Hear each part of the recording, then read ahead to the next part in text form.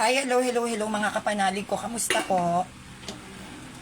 Kamusta mga kapanalig? Kumain na po ba kayo? Ngayong kakauwi ko lang. Ako ay naganap ng racket.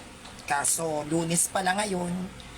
So lahat sila ay mga nasa work. So wala akong napala nga. No, at pinag-aaralan ko today yung rape case ni Bess. No, yung rape case, yung history ng naging kaso ni Brother Eli Soriano sa Pilipinas kung bakit hindi siya makauwi dito.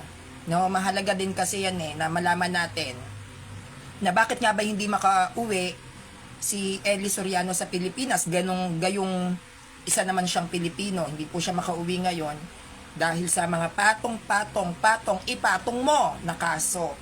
No, at yun ang aking nire-research ngayon. At dito, as of now, sobrang init dahil ang aking mga dingding ay gawa sa yero. Yung singaw, pumapasok dito sa loob. So, para akong binabarbecue talaga. Kaya yun, muna ako na ligo. Naligo bago mag-live. So, meron ako sa inyong i-share mga kapanalig ko, no. Isa itong Catholic faith defender, nakakasad, na ngayon ay umanib na sa Seventh-day Adventist. Nung ako ay baguhan, at alam nyo naman po mga kapanalig na na-experience ko rin na maging bahagi ng iba't ibang organisasyon sa ilalim ng simbahang Katolika, no. Talagang napakahirap. Kapag ikaw po ay nasa organization ng Catholic Church, mahirap. Lalong-lalo na yung mga CFD na matatalino, mahirap magkamali sa kanila. At katulad ng naging dahilan ni Denmar Santiago kung bakit siya umalis sa Catholic Church, ganun din ang dahilan niya. Nung bago-bago pa lang ako sa pagiging depensor ng simbahan, napasok din ako sa iba't ibang mga Catholic organizations, di ba? At alam nyo naman na mismong Catholic organizations, pinadalan pa ako ng memo, hindi daw ako kinikilalang CFD. Mahirap. Maraming magtataas ng kilay sa'yo. Usually, lalo na pag Katoliko yung kausap mo, at nagkamali ka, yari ka. Makakatanggap ka ng kaliwat ka ng bash mismo sa sarili nating kapanalig. Itong naging SDE na to, napakalungkot ko, dati ko siyang mentor. Yung mga panahon na inuulan ako ng bashers, ng mga Catholic mismo, siya yung yumakap sa akin. At kinausap niya ako na Sanrio, pwede ba kitang kunin? Sabi ko, saan po? Bilang national organizer ng Luzon under ng CF LAMP. No? Diyan ako na mold. Diyan talaga ako, yung pagiging debater ko kasi, yung tapang at lakas ng loob ko, na mold to sa CFD Cebu. Kasi nung ako ay nasa CFD Cebu, nakaranas din ako ng pambabash. Pero sa kabilang banda, nandoon din yung mga brainstorming nila.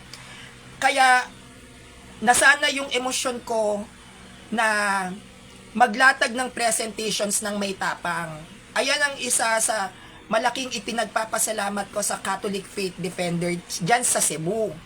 Yung mga Cebuano dyan, mga Bisaya na defender ng Catholic Church, mga matatapang yan. Kaya bawal kang magkamali dyan.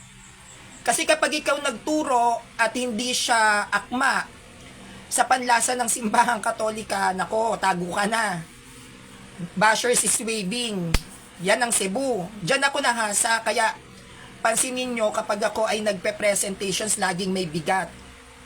Yung bago-bago pa lang po akong CFD, kasi during that time, nung pandemic, sa mga organizations ng CFD, maingay na maingay yan. Sobrang ingay.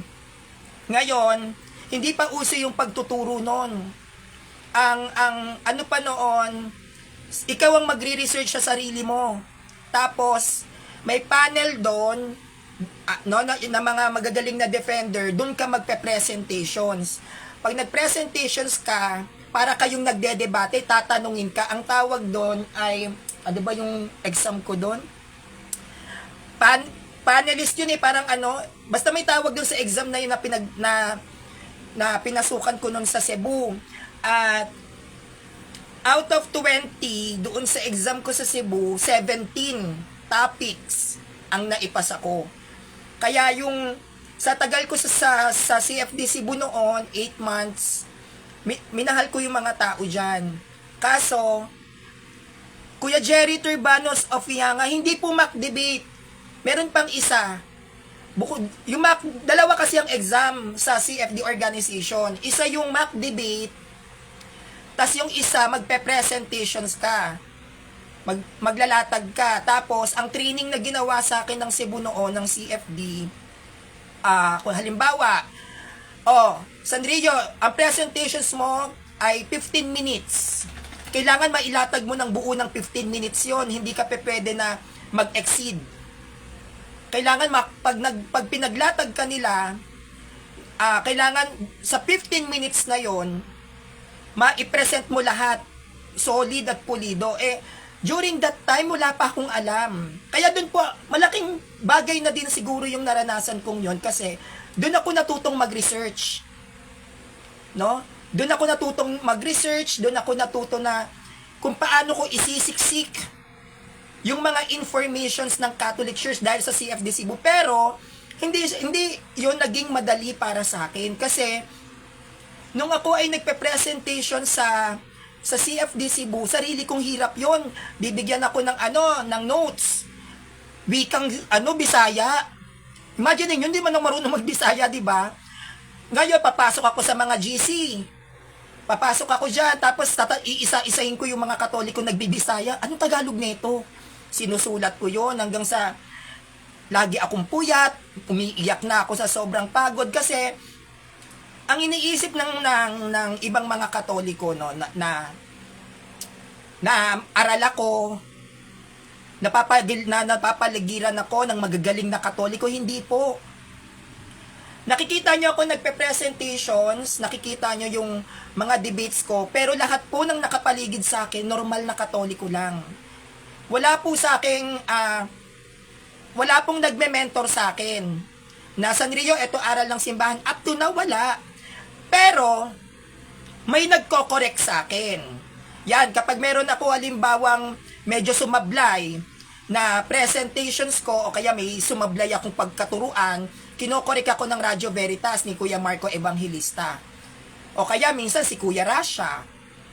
Siya yung kinokorek niya ako, si Kuya Rasha, si Kuya Nash, kinokorek ako. Pero yung tuturuan ka, wala. Kaya nung time na yon, nung mag-isa lang ako noon wala pang noon, hindi pa open ang Pilipinas na merong LGBTQ na defender, hindi pa ganun katanggap noon. Kasi lalo na't pandemya. So mag-isa ako, sabi ko sa sarili ko, kakayanin ko ba to?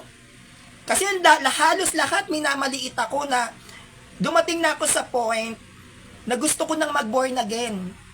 Kasi yung mga born again, sila naman yung mga ka-close ko. Wala akong ka-close na Katoliko noon. Ang mga ka-close kong Katoliko noon, mga hindi pa formal. Yung talagang pag nakita nyo sa written debate, ang lalakas mambuli. Sila yung mga barkada ko kasi hindi naman ako tanggap talaga. Hindi naman talaga po ako tanggap ng mga organization, hindi naman po ako talaga tanggap ng ibang mga CFD dahil sa itsura ko, sa gender preferences ko, siguro sa way din kung paano ako magsalita. Hanggang ngayon naman po, hindi naman nila ako tanggap. At napakabigat at napakasakit na mapagdaanan nyo ng bawat Katoliko, lalo na kapag nakakaharap mo yung mga batikan at aral na Katoliko. Masakit yun, masakit mabash. Ang pinakamasakit na makakalaban ng isang Katoliko, hindi po Protestant, kundi kapwa Katoliko mo. Dahil lalo na kapag nakalaban mo yung mga CFD talaga, masakit.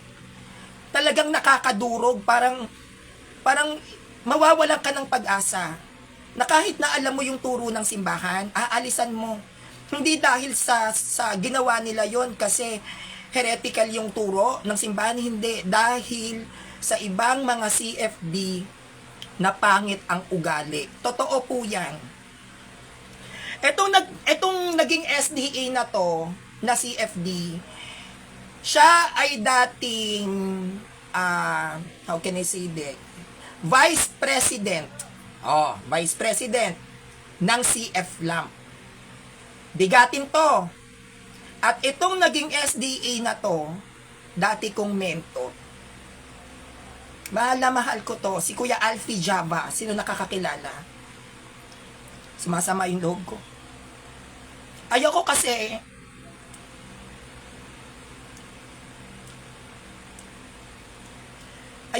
yung mga dati kong kaibigan, makakalaban ko, masakit yung sa akin. Mentor ko pa. Siya nagturo sa akin ng katuruan ng purgatory. Dati wala akong alam dyan, ilang beses akong bumabagsak sa topic na purgatory. Pero pinagtiyagaan niya ako. Nagbi-video call kami, nagbabasa siya ng mga libro. San Rio, ito yung stand ng Catholic Church ng purgatory. Kaya nga po naipasa ko yon, yung topic na purgatory dahil sa kanya. At nakakadurog kasi dati ko siyang mentor. Malalim yung pinagsamahan namin. At based doon sa nababasa ko sa post niya, naranasan niya yung matinding pambubuli ng mga magagaling na CFD. Ganyan din kasi yung naging stand ni Denmar eh. Hindi ko sila masisi kasi naranasan ko yan. Ang pinagkaiba lang siguro namin, ako kahit na nasasaktan ako sa ginagawa ng ibang Katoliko sa akin, kahit na masakit para sa akin, ang iniisip ko, magbubunga din to. Masakit, iiyakan mo talaga, hindi ka makakatulog, magkakaroon ka ng galit. Sa totoo lang mga kapanalig, dyan ako nasasaktan at dyan ako naiinis na marami talagang defender ng simbahan na ang papangit talaga ng ugali. Imbis na protektahan natin ang isa't isa, imbis na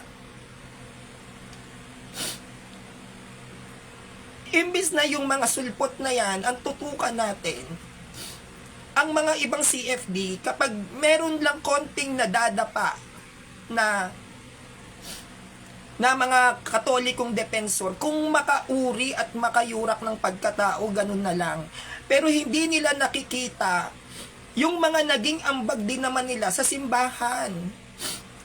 Si Kuya Alfie Jaba ay isa sa kilalang defender ng simbahan at live debater yan sa Debaters Convention. Napakabait ng taong yan. Actually, nag-chat nga yan sa akin nung hindi pa siya pumapasok ng SDA. Ito lang ding taon. Sabi niya, San Rio, sabi niya sa akin, bubuo ako ng, gawa tayo ng GC, ng CF Lamp, no, ipasok mo yung mga Katoliko doon, turuan natin sila. Kaso, hindi naman ako pwedeng, magdesisyon agad, dahil grupo yan At yung CF Lamp na grupo, yan ay nakatatag sa Cagayan de Oro kay Father Retriques. Sino nakakakilala kay Father Retriques dito? Juliano Retriques, yung founder ng Radio Maria. Yan, siya may hawak niyan. Ang diocese niyan, Cagayan de Oro. So, kinausap niya ako. Kaso, na-question ako. Syempre, hindi na ako katulad noon. Noon kasi, kahit na ano na lang ang gawin ko sa buhay ko, di ba, pumasok ako dito sa kabilang grupo, o sabihan ako, San Rio, gawa tayo ng GC, ito pangalan ng grupo natin.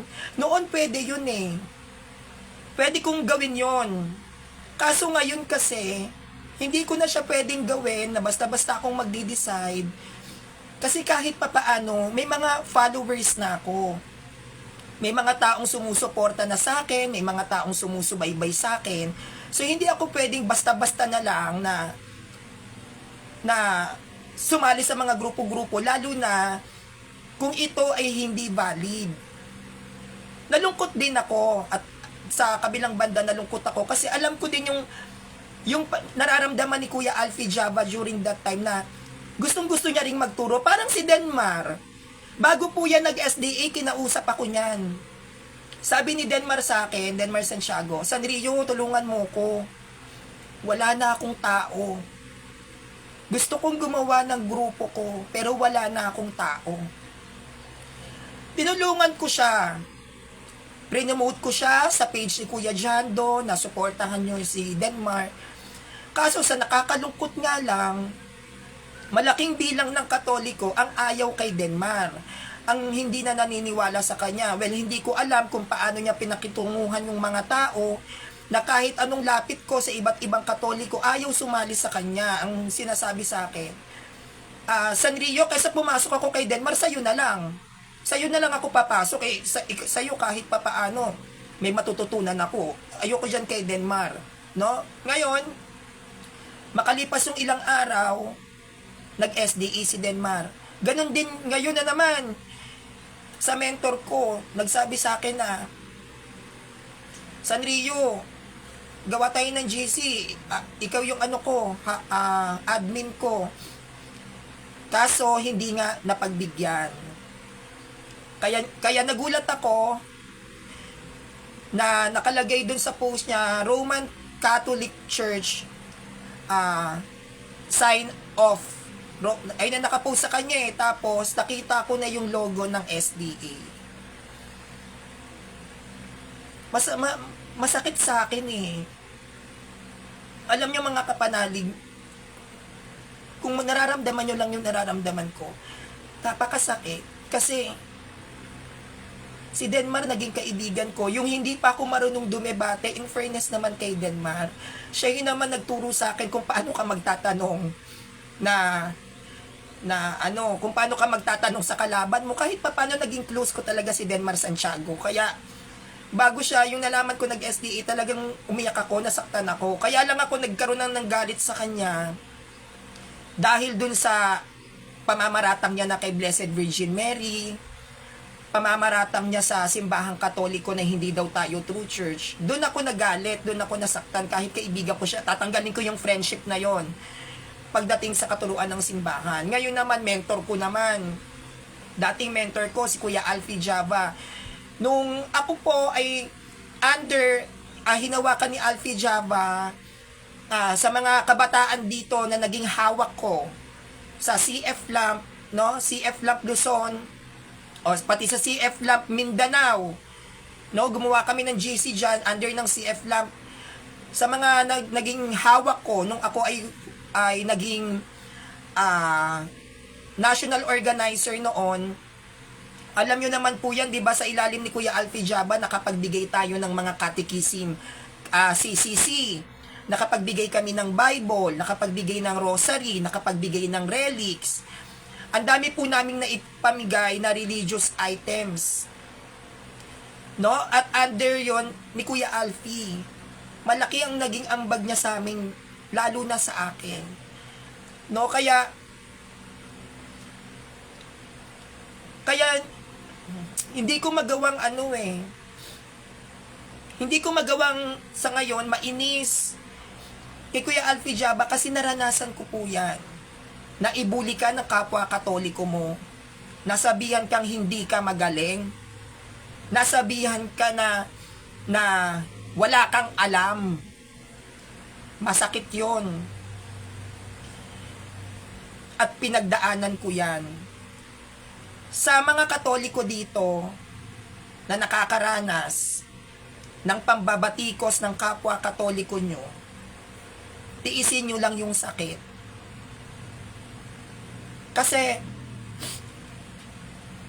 kung ang titignan natin, tao, yung ginagawa sa atin ng tao, hindi ang Diyos ang ginodiyos mo, kundi yung tao. Ang lagi nating titignan dito, kahit na masakit, kahit na visit ka na sa ibang CFD, kung ano-ano na pinagsasasabi sa'yo, ako sinasabihan ako na ibang CFD, malandi. Malandi yan si Sanrio, palengkera, yung bunganga, bastos. Hindi naman defender yan, napasabihan pa nga po ako na walang CFD na bakla eh. Kapwa Katoliko ko yun ha. Pero ganun pa man, tiisin natin, yang mga pains, yang mga struggles natin na yan, magbubunga yan. Maaaring nararanasan mo yan at nararamdaman mo yan kasi pinapalakas ka ng Diyos. Pinatitibay ng Diyos ang puso mo. Ako, kung hindi ako nabuli, hindi ako mag-aaral. Kaya ako nag-aral dahil sa visit ko sa mga nambubuli sa akin. Ginawa ko siyang inspirasyon na wala akong mararating, sabi mo tignan natin. Nag-aral ako kahit mahirap.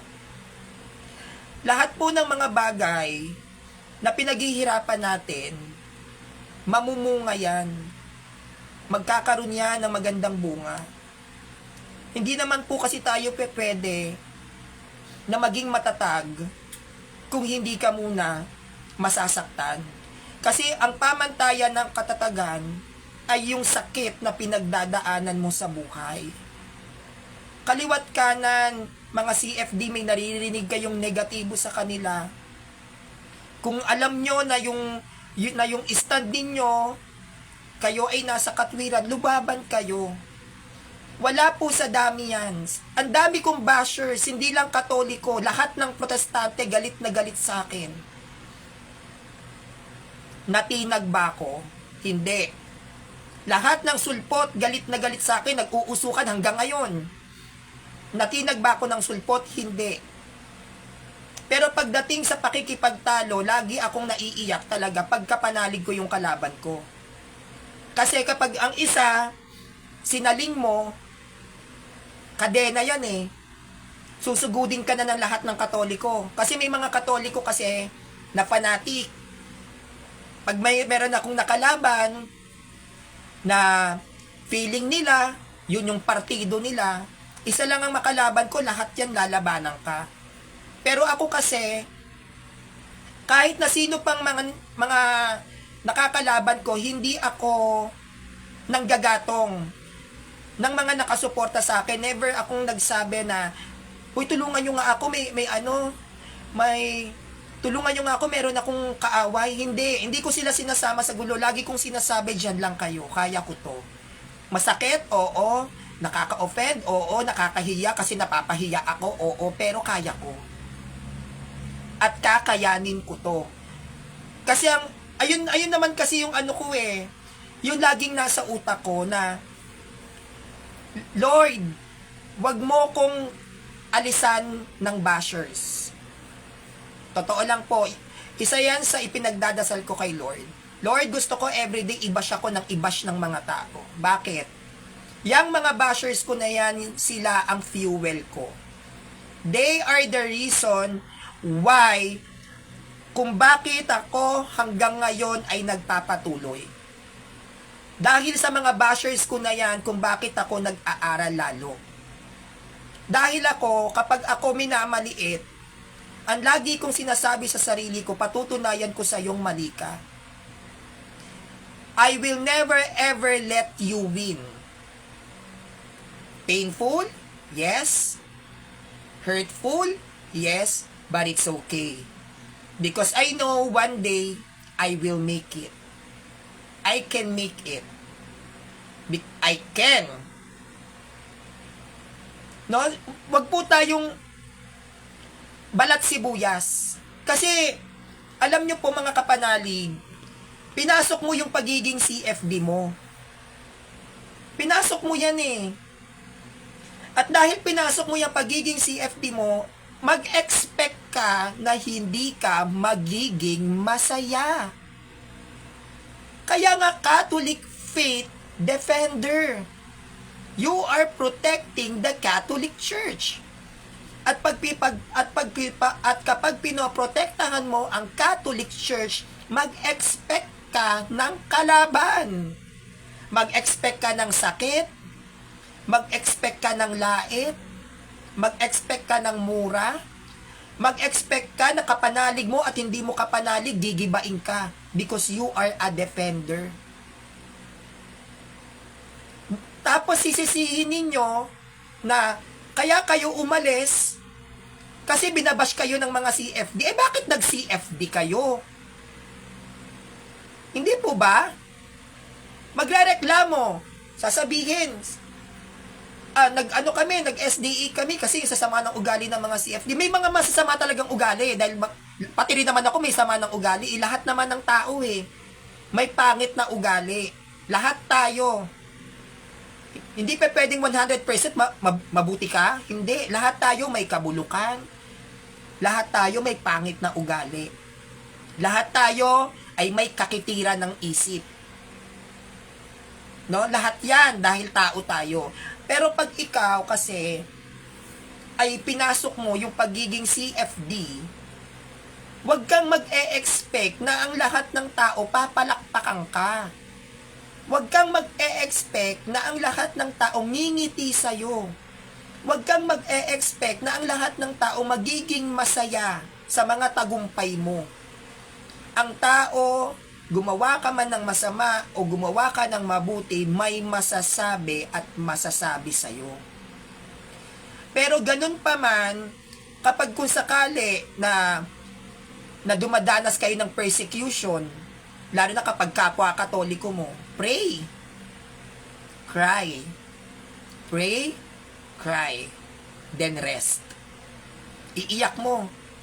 Sabihin mo, nagagalit ka. Kasi ganun ako Galit na galit ako. Sinasabi ko yon, binobokal ko yon. Bakit? Kasi ayoko siyang tumaning sa puso ko. Pag ang isang bagay kasi nasasabi ko, kinabukasan nakakalimutan ko. Kaya di ba pansinin ninyo, sa dami ng mga naging issues ko, kinabukasan okay na ako. Kasi kailangan ko siyang sabihin. Kailangan malaman ng tao yung nararamdaman ko, na ito yung feelings ko. Pag na-let go ko na yon, okay na ako. Magla-live ulit ako. O, di ba masayang-masaya naman ako noon. Magla-live, masaya na naman ako. Kakatapos lang ng pakikipagbungangaan ko, di ba, sa mga Katoliko noon. Kinabukasan, nakangiti na naman ako, live na naman ang Sanrio. Kasi na-e-express ko siya na ilalabas ko siya. Hindi kasi, ang mahirap kasi, sa totoo lang mga kapanalig, sa ibang defenders, sa sobrang pa-clean image, hindi na sila nagiging totoo sa sarili nila. Kaya kapag meron silang nakaharap na hindi sila pabor doon sa mga lataga, nasasaktan sila. Bakit? Kasi sa sobrang pa-clean image sa mga tao, sa sobrang pasikat, nakakalimutan na nilang magpakatotoo. Kaya nga ako, pag sinasabihan ako ng ibang CFD na palingkera ako, ina-admit ko naman yes. Kasi wala naman akong pinag-aralan And I'm so blessed na ang kausap ko, formal na tao kasi may pinag-aralan ka. And thank you for wasting your time on me na walang pinag-aralan. Salamat sa pagbaba mo sa level mo sa akin. Thank you. Sa mga nagsasabi na wala akong alam, bobo ka Sanrio, bakla ka, walang baklang CFD, ang pangit mo. Thank you. At ang sinasabi ko sa kanila, kahit na ganito ako, at ikaw disenteng tao, mataas ang pinag-aralan, at least ako may followers, ikaw wala. Yung mga tao, minamahal ako sa mga sinasabi mo. Yung sinasabi mo walang baklang CFD, yung pagiging bakla ko, yan ang minamahal ng tao. Yung mga LGBTQ community, yan ang minahal nila sa akin. May mga LGBTQ community, may mga LGBTQ na nasa written debates. Yung pagiging palingkera ko, diyan nagiging masaya ang mga tao, tawa ng tawa ang mga tao. Kung hindi man swak ang ugali ko dahil magkaiba tayo, dahil may pinag-aralan ka at ako wala, hindi ibig sabihin no na dapat akong magpapasakop sa gusto mong maging ako. Eto ako Hindi ako makakapagturo ng maayos kung gagayahin kita. Hindi ko kayo pwedeng gayahin at hindi ko kayo kayang gayahin kasi may pinag-aralan kayo. Ako wala. Kaya hindi nila pwedeng ikumpara yung pagiging defender ko sa pagiging defender nila. Kasi sila lumaki sa maayos na environment. Nasanay sa maayos na buhay. Nakapag-aral at naturuan ng mga guro. Kaya nakasanayan nila yung ganong attitude. Ako saan ba ako lumaki sa kalsada? Sino-sino ba yung mga kausap ko? Iba't ibang lalaki dahil dati akong GRO. Hindi naman ako pwedeng abutin ko sila na maging ganon akong kagaya nila. Hindi ko naman narating yung narating nila. Kaya nga, ang lagi kong sinasabi sa mga ibang Katoliko na umuusok din sa akin, galit na galit. Hindi ko nga alam, sila nagagalit. Hindi ko naman sila close. Hindi ko naman din kilala yung iba. Hindi ko alam, nagagalit sila sa akin. Hindi ko naman sila kinakausap. Ang lagi kong sinasabi sa kanila, hindi ako papayag na maging ako ikaw. Kasi iba ka, iba ako. Kung meron kayong sariling opinion sa mga stand ninyo, meron din syempre ako. Kasi ako po, yung way ko ng pag-aaral, hindi ko po yan kasi kinokopya. Hindi ako uma-adapt or hindi ako naggagaya. Kapag meron akong narinig na aral ng simbahan, kino-confirm ko din po kung tama. Pero nagkaroon din ako ng mga ibang pagkakamali.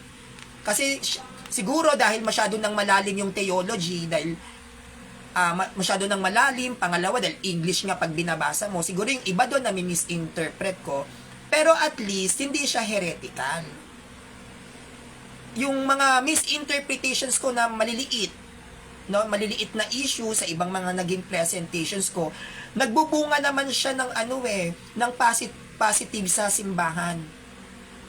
Nakakapagbigay naman din siya ng positibo sa mga kapanalig kong Katoliko na kaya lalong lumalakas ang loob nila kasi yun lang naman ang kailangan hindi po ba na bilang isang CFD na nakikipag-live debate, nagla-live presentations, written debater din ako. Ako kasi bilang isang CFD, hindi ako yung tipong tao na kaya ako nagiging defender kasi gusto kong matalo INC. Kaya ako naging defender, tatalunin ko mga MCGI na to. Kaya ako naging defender, hindi. Target ko SDA. Hindi yun Hindi ganun yung goal ko at hindi ako nakafocus sa ganun at hindi ako ganun. Kaya ako naging CFD kasi gusto ko ma-inspired ang mga Katoliko sa simbahang Katolika. Kaya kung papansinin nyo po, more on history ako. Hindi po ba? Ang nilalatag ko, history ng INC, history ng MCGI, history ng Jehovah's Witness, mga kasaysayan ng iglesia nila. Kasi gusto kong ma-inspired ang mga kapanalig kong Katoliko na mas lalong maging malalim ang pagmamahal nyo sa simbahan. Hindi ko po kahit kailan kasi naging goal na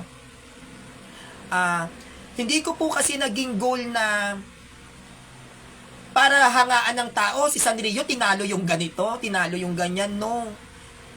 Ang dami ko pong nakalaban na live debater, online debates sa mga platform. Ang dami ko nakalaban at sila yung mga kilala talaga na debaters. Pero kahit na kami ay dumedebate o yung mga nakakalaban ko sa live debate, kahit nakalaban ko sila, pagtapos ng debate, kahit tanungin niyo po sila, hindi sila nakakaramdam sa akin ng galit. Bakit? Kasi ang lagi kong sinasabi sa kanila, nakikipagdebate ako online, nakikipagdebate ako ng live, hindi para palakpakan ng tao kasi natalo ko. Nakikipagdebate ako ng live para ipakita sa tao na tayo yung tama. Tayo yung totoo.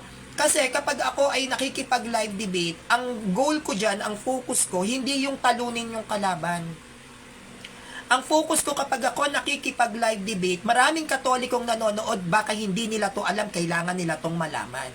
At sinasamantala ko din yung pagkakataon, pag nasa live debate ako, sinasamantala ko yung pagkakataon na ipakita sa inyo at ipaunawa yung pagkakaiba ng Catholic Church at saka ng Protestant na nakalaban ko. Katulad nung huli, di ba, yung Islam, di ba, kapag ako nagpe-presentations o kaya lumalaban ako ng debates, di po ba binibigyang diin ko yung pagkakaiba? Kasi ayokong nararamdaman ng kalaban ko na, ay, si Sanrio, kaya lang ako nilabanan kasi nagpapasikat. Ayokong ganun ang maging isip ng mga nakakalaban ko eh. O kaya sabihin, ay, itong si Sanrio, kaya ako nilabanan kasi papansin sa mga Katoliko. Hindi po. Dahil unang-una, lahat po ng live debates ko, sila po yung naghamon sa akin. Sila po yung naghamon sa akin. Lahat po ng debate ko, hindi po ako ganun kayabang na dahil kahit papaano may konti akong alam sa simbahan ay magyayabang ako na, oy, laban tayo, kala mo hindi kita kayang talunin. Hindi. Sila po lagi yung naghahamon sa akin. Then, pag tinatanong ko, yung iba, bakit gusto mo ng laban? Para naman ma-promote yung grupo namin. Yun, yung iba, gano'n ang dahilan na Sanrio, kasi dami mong followers para malaman ng mga tao, ma-promote namin yung GC namin or yung grupo nila, no? Kaya doon sa kay Kuya Alfie Jaba, no? Biruin nyo, Vice President ng CF Lam. Can you imagine? Kilala siya ng mga CFD organizations. Kilala siya sa mga simbahan, naging Seventh-day Adventist. Dahil sa nakaranas siya ng persecution, sa loob mismo ng simbahan, sa mga Katoliko, sumuko. Natalo. Tandaan po natin,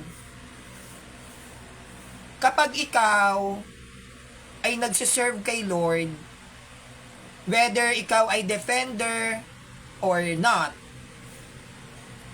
expect the persecutions. Napakahina naman ng faith mo para umalis sa simbahan.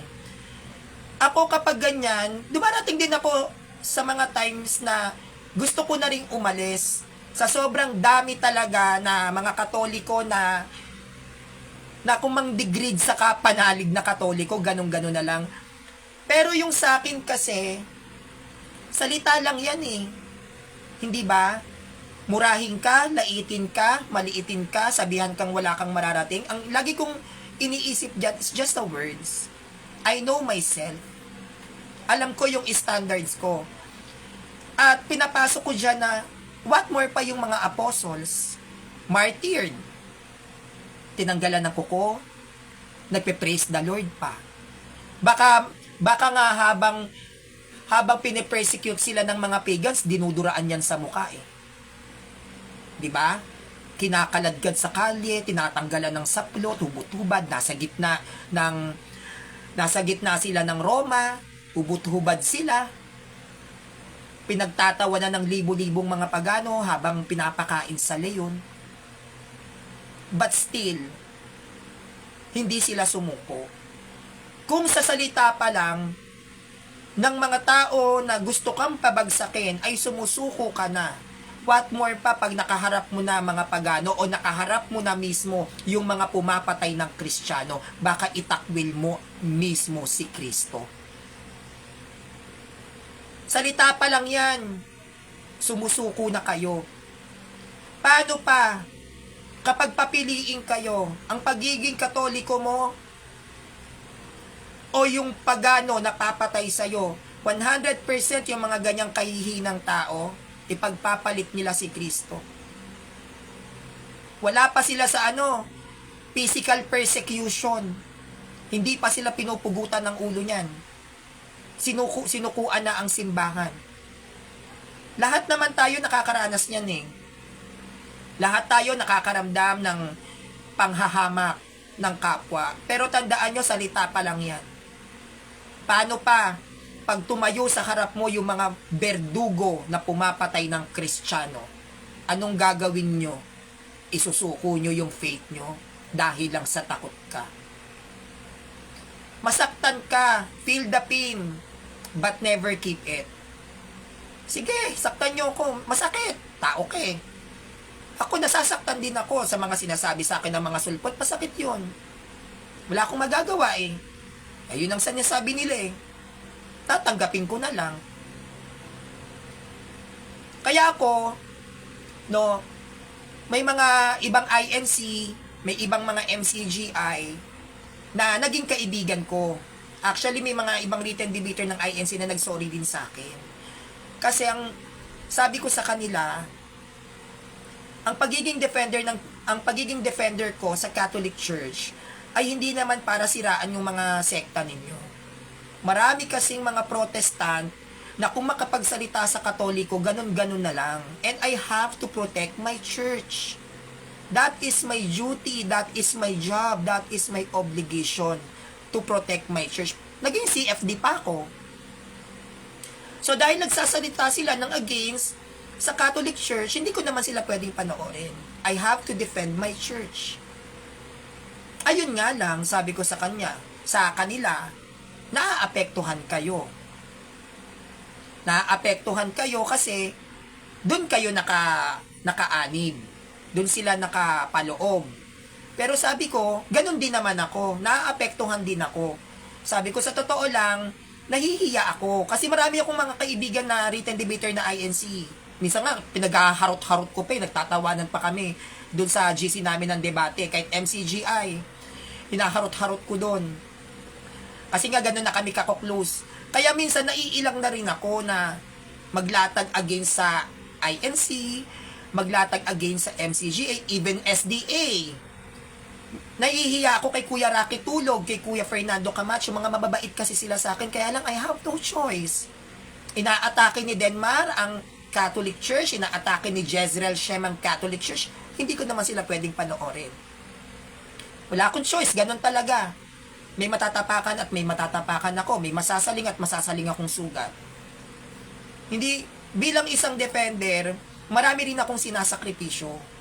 Akala nila, ang pagkakaroon ng mataas na followers ay masarap sa pakiramdam. Akala nila, yung sinasabi nila sa akin na Sanrio, grabe ka, isang post mo, grabe ang comments. Bongga ka, mag-aartista ka na ba? Akala nila masarap sa feeling, hindi. Maraming comments, oo, tas ang lahat ng nababasa ko doon, bakla. Sinungaling kang bakla, mumurahin ka, kasabihan ka pang mamatay ka na. Maraming comments, oo, marami ring mura. Hindi kahit kailan naging masarap sa pakiramdam yung makilala ka. Akala nila, porket famous ka, may special treatment ka. Hindi. May mga tao, katulad ni Denmar, sumikat. Si Denmar sumikat dahil saan? Sa issue. May mga tao namang sumikat dahil minahal ng tao. Iba-iba kasi yan eh. Iba-iba ng level kung paano ka nakilala. May mga tao naman na nakilala ka dahil mahal ka ng mga tao. May mga tao naman na nakilala ka dahil sikat yung mga kasama mo. Iba-iba yan eh. Pero ganun pa man, kahit ano pang level yan, kapag maraming nakakakilala sa'yo, sa totoo lang po nakakatakot. Kahit ako nung nakaraan po ng Radyo Veritas namin, kasama ko yung mga kasamahan ko sa Ave Maristela, yan po yung grupo ko. No, grupo ni Sanrio, Ave Maristela, Catholic Defender, meron po akong grupo. Ngayon kasama ko sila kasi mag-guest kami sa Radyo Veritas. Alam nyo po ba, habang kami ay nasa Radyo Veritas, kinakabahan ako. Bago ako makarating ng Radyo Veritas. Bakit? Sabi ko, Lord, huwag niyo akong pabayaan. Kasi nagkaroon ako ng takot na baka mamaya pagbaba ko, pagpunta ko ng Radyo Veritas, bigla na lang akong barilin. Bigla na lang akong patayin doon. Nakakatakot. Kaya kada punta ko po sa Radyo Veritas, kinakabahan ako kasi ang dami kong pagbabanta. Pero ang lagi kong iniisip sa sarili ko, marami man akong pagbabanta, marami man akong death threats, kailangan kong maging matapang. Kailangan kong makapunta ng Radyo Veritas para makita ng mga tao sino si Sanrio. Kailangan kong isakripisyo yung sarili ko. Kaya kapag nagpupunta ako ng Radyo Veritas, buwis buhay ako lagi. Lalo na yung pinakaharap nun, daanan ng mga sasakyan, na minsan kapag iniisip ko na, paano kaya kung dito ako mabaril? Minsan iniisip ko yun, kaya di ba meron ako napanood na na tawag nito, yung mag-asawa na nakasakay sa bus, di ba? Tapos may gunman dun sa likod, dun sa loob mismo ng bus, di ba? Pinagbabaril sila. Minsan iniisip ko yun na pwedeng mangyari sa akin. Bakit? Mag-isa lang akong bumabiyahe. Mag-isa lang ako nagpupunta sa mga dapat kong puntahan. Dahil ako, marami akong followers, so kapag ako nagpupunta doon, chinachat nila ako, Sanrio, gusto kitang makita. Pangarap kitang makita, gusto kitang makita kahit isang picture lang. Nagpupunta mismo ako doon sa lugar nila. Nung huli ko pong punta sa Radyo Veritas, may nagchat sa akin, Sanrio, magkita tayo sa sa simbahan ng Santo Niño. Gusto kitang makita, idol na idol ka ng asawa ko. Kumbaga, sa laki ng pagsuporta sa akin ng tao, yung simpleng kahilingan lang nila na makasama ko or makita ako, hindi ko yun pinagdadamot. Kaya lang, kapag ako naglalakad, lalo na sa yung lugar pa na yun, may malaking kapilya doon. Pag ako naglalakad, kinakabahan talaga ako. Kaya di ba, yun ang sinasabi ko sa kanila. Makarinig ka ng masakit na salita sa kapwa mo Katoliko, magpo-protestante. Makarinig sila ng pangahamak, panlalait, o kung paano ka dinedefine as being ikaw, magpo-protestant sila. Imagine niyo po ako, sa tuwing ako lumuluwas at nagpupunta ng Radyo Veritas, ang iniisip ko, buhay ko. Na pwede akong maging sumunod kay Father Nilo. Iniisip ko yan. Kasi sa dami din ng mga nakalaban kong mga Protestants, sa dami rin ng mga naituturo ko sa simbahan patungkol sa katuruan sa doktrina natin, alam ko na may nagtatangka na sa buhay ko. Kasi nararamdaman ko siya. Nararamdaman ko na may nagtatangka sa buhay ko. Pero ganun pa man, kahit na natatakot talaga ako, tao ako eh. Sino ba naman ang hindi ka matatakot na may nagbabanta sa'yo na baka mamaya inaabangan ka, pagbaba mo, bigla kang barilin. Syempre, buhay pa din yun eh. Diba? Nakakatakot pa din. Kahit na natatakot ako, kahit na gustong umatras ng paa ko, ang lagi kong iniisip, Satanas, hindi ka mananalo. Natatakot man ako, nanginginig yung mga tuhod ko, pero maglalakad pa rin ako ng pasulok. At least, sabi ko, Lord, yung takot ko na to, yung ginagawa ko para sa mga kapanalig kong Katoliko bilang isang CFD, at least, Lord, pinatunayan ko sa iyo. Hanggang sa huling hininga ko, lumalaban ako. Pero sa totoo lang, kahit ako natatakot na rin ako para sa sarili ko. At kahit din ang ibang mga CFD, sinasabihan ako, Sanrio, pahinga ka. Sanrio, mag-rest ka, baka tambangan ka na lang bigla dyan. Ang lagi ko sinasabi sa kanila, I will never ever rest. I will fight and I will defend the Catholic Church. That is my duty. Diyan ako nilagay ng Diyos, diyan niya ako tinawag. Sanrio, dito ka. Dahil ngayon ay millennial, moderno ang panahon, at moderno ang utak mo, dito ka. Para maabot mo lahat ng mga taong nasa modernisasyon na era. Yung mga lahat na nasa dahil modern ka magsalita, Sanrio, baka, minsan nga iniisip ko, baka kalooban nga ng Diyos yung mga pinagdaanan ko. Kalooban ng Diyos na mapunta ako sa ganung trabaho. Kasi, tatawagin niya pala ako sa simbahan sa tamang panahon para makarelate ang mga kabataan sa akin. Kaya, sa mga Katoliko dito, na dinadaing nyo, na nagprotestante ako kasi grabe ginawa sa akin ng Katoliko, nagprotestante ako, grabe ginawa sa akin ng pare, sama ng ugali. Nagprotestante ako, dati Katoliko ako, kaya itong mga CFD na to, sasama ng ugali. Sa mga ganyang utak, mahihina ang pananampalataya nyo. Ako, araw-araw, kapag lumalabas ako, lalo na't ang lugar naming ito ay puro protestante. Araw-araw, lumulunok na lang ako at nagkikibit-balikat na, Lord, bahala ka sa akin.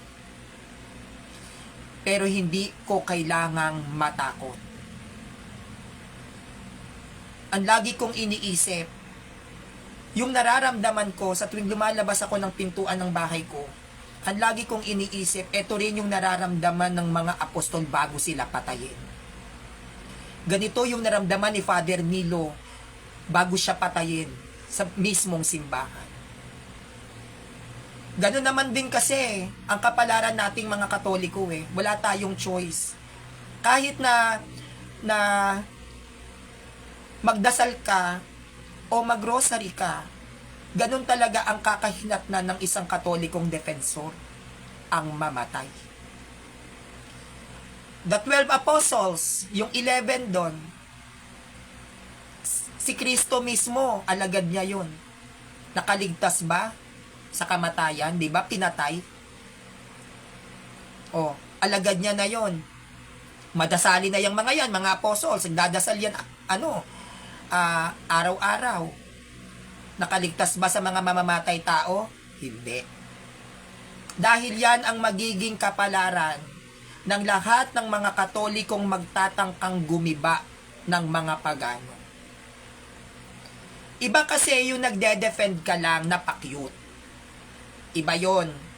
Iba yung dumedepensa ka sa simbahan dahil nagpapakyut ka lang. Ako po kasi sineseryoso ko yung pagiging defender ko.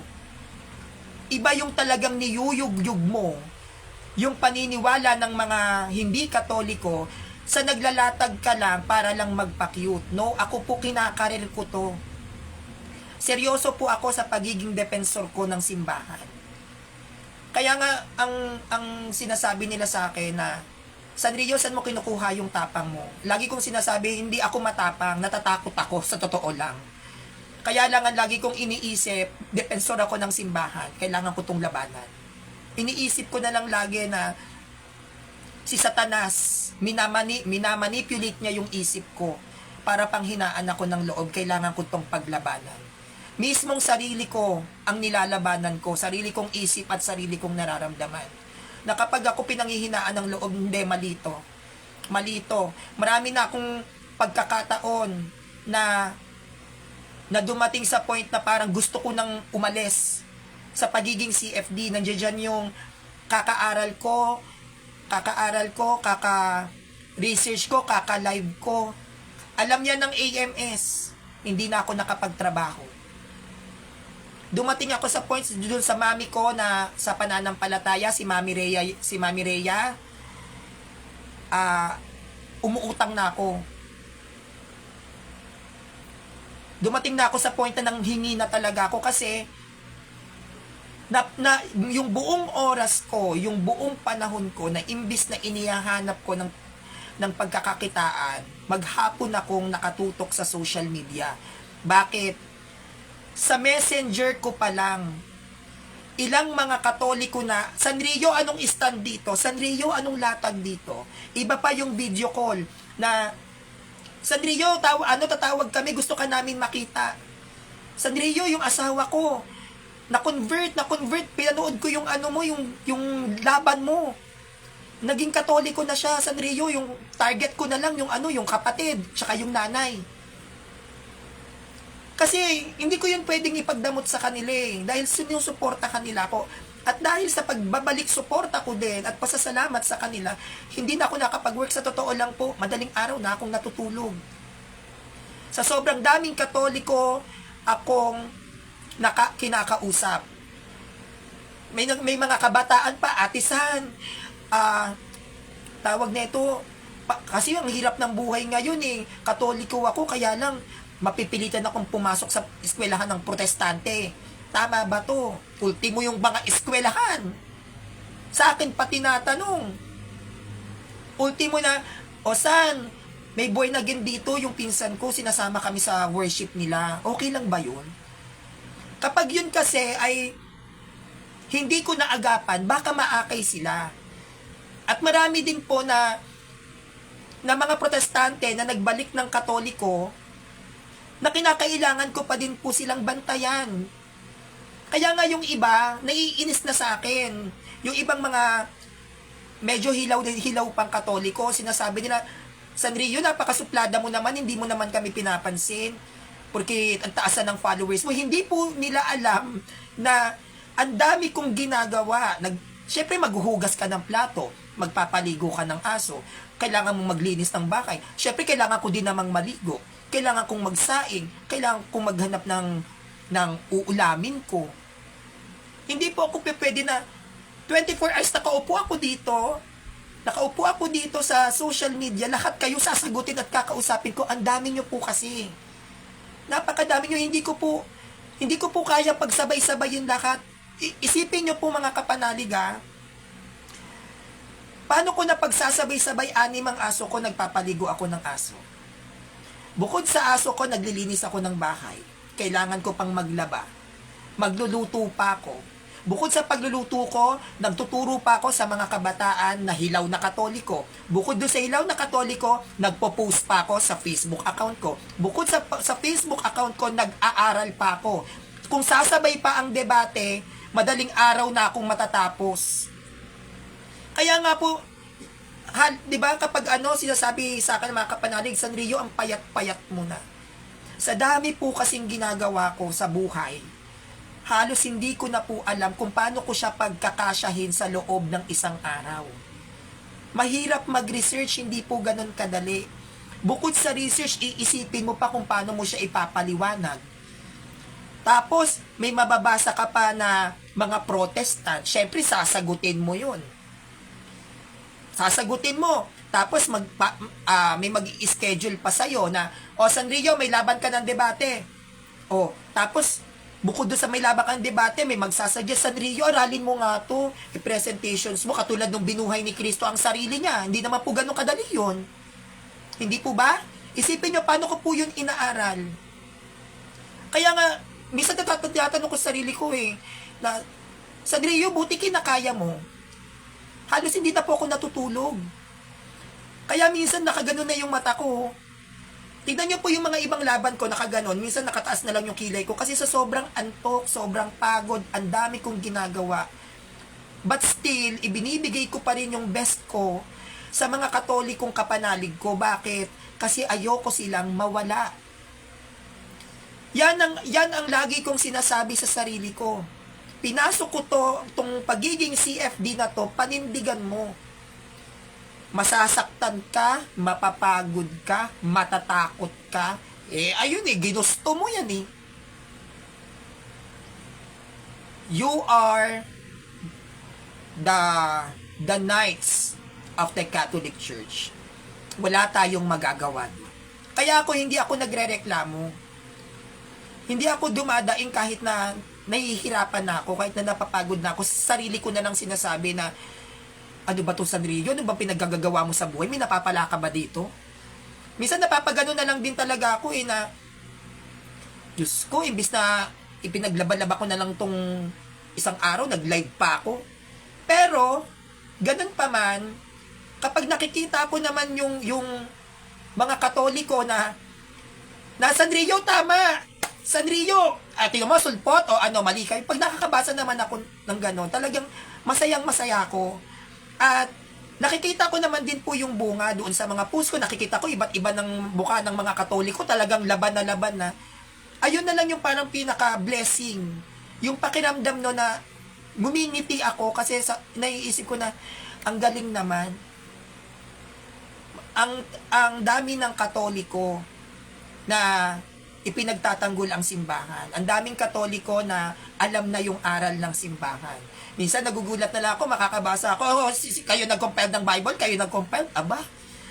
Minsan yung isa pa, wala kayo sinaunang Kristiyano. Yun na lang yung pinaka-reward, yung feeling na, Lord, ang dami na namin, at ang saya-saya ko.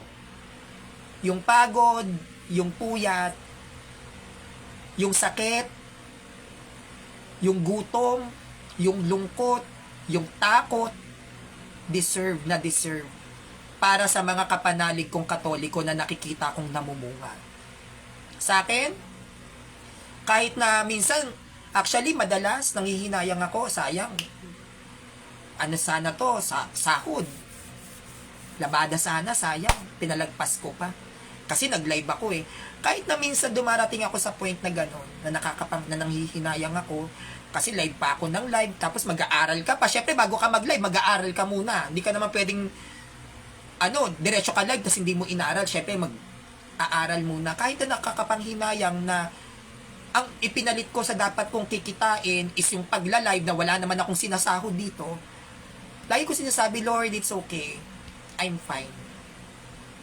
Kahit na dumarating ako sa point na tinapay na lang yung yung kinakain ko, iniisip ko, Lord, nasa fasting ako. Siguro nasa mindset na lang din yan kung paano mo isa-celebrate ang buhay pag nandoon ka sa part ng nahihirapan ka. Kaya masayang-masaya ako na may mga kaibigan ako katulad ni Kuya Marvin Pangilinan. Si Kuya Marvin Pangilinan, supervisor siya ng call center. Kasi po ako dahil di ba tong mga nakaraan buwan lalo na debate ako ng debate, live tayo ng live, di ba tawanan tayo ng tawanan, hindi ko po namamalayan na hindi na pala ako nakakapagbayad ng bahay. So, baka mapalayas ako. Kaya, buti na lang may mga kaibigan akong nalapitan ko si Kuya Axel Bautista, si Kuya Marvin, tapos si Kuya Lester Visayas. Yan. Sabi ko, Lord, thank you, hindi mo ako pinabayaan. Kaya nakabayad ako ng upa ng bahay. Kaya nga naniniwala ako na God will provide. Na ayun, syempre nakakahiya. Sa totoo lang, hiyang-hiya ako sa kanila kasi pinaghirapan nila yun eh. Ayan, si Mami Josie. Yan, malaki rin ang tinulong niyan sa akin. Nahihiya ako kasi pinaghirapan nila yun. Naghihirap silang magtrabaho kasi hindi po talaga ako sanay na hindi ko pinaghihirapan yung perang hinahawakan ko. Kaya lang dahil sa Catholic Defender na ako, hindi naman ako pwedeng lumandi kung kani-kanino dyan para magkapera. Siyempre, hindi naman ako pwedeng rumamparampa dito, tapos malalaman ng ibang mga sulpot dito na nagla-live ako. So, hindi pwede. Kaya ang ginagawa ko na lang, wala akong choice. Nagdadaan ko na lang sa dasal na, Lord, bahala ka na, ang laki ng problema ko. Yan lang naman, actually sa totoo lang po, ang pinakamalaking problema ko sa buhay, simula nung pumasok ako dito sa pagiging CFD ko, financial. Kasi, syempre ang alam ko lang pong work is GRO. Yun lang naman ang alam kong trabaho, di nga po ako marunong mag-English eh.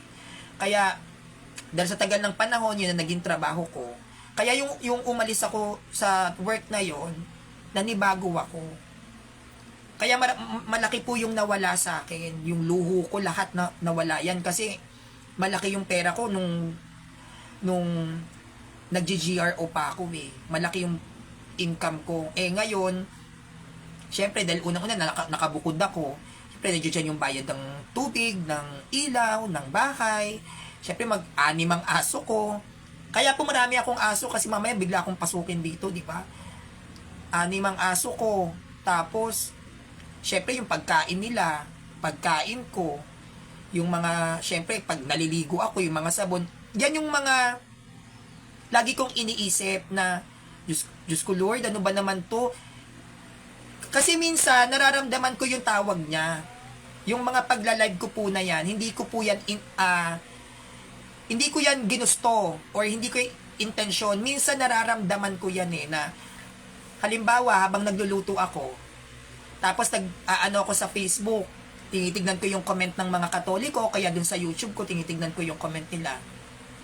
Kapag meron ako nakita na comment ng Protestant, na feeling ko ay magkakaroon to ng influence para humatak ng Katoliko, hindi ako mapakali. Pag hindi na ako napapakali niyan. Nag-iisip na ako, kailangan ko tong aralin ngayong araw na to, hindi pa pwedeng hindi. Kasi kapag hindi ko siya inaral, pag hindi ko siya pinag-aralan, hindi ako makahinga. Hindi talaga ako makahinga. Parang ang bigat ng dibdib ko na nakakita ko ng stand ng Protestant, tapos hindi ko siya na ilatag sa live, na mali yan, eto kami, etong aral ng simbahan. Hindi ako makahinga. Kaya ang ginagawa ko, para matanggal yung bigat, kailangan ko siyang aralin. Kaya minsan inaabot na ako ng madaling araw kasi pag ako po nag-aaral, hanggat hindi nauubos ang tanong sa isip ko, hindi ko tinitigilan yung topic na yun. Kasi tinatanong nila, Sanrio, paano ka mag-aral? Kailangan maubos lahat ng tanong ko sa simbahan at hahanapin ko yung sagot na yun. Hindi ako mapapakali. Hindi ako makukontento. Kailangan malaman ko, mabigyan ko siya ng sagot. Kasi ang lagi kong iniisip, itong tanong na nasa isip ko ay maaaring tanong din ng ibang Katoliko. Itong tanong na naiiwan sa utak ko, alam ko na ito rin ang mga tanong na naiiwan sa ibang mga Katoliko. Kailangan ko tong hanapan ng sagot. Kaya, pag ako, lumalaban ako ng debate, lagi kong iniisip na mag-iwan ng isang malaking tanong dun sa kalaban ko na, ngayon, tunay pa ba yung sekta mo?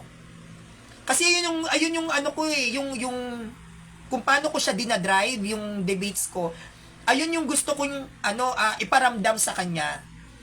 No?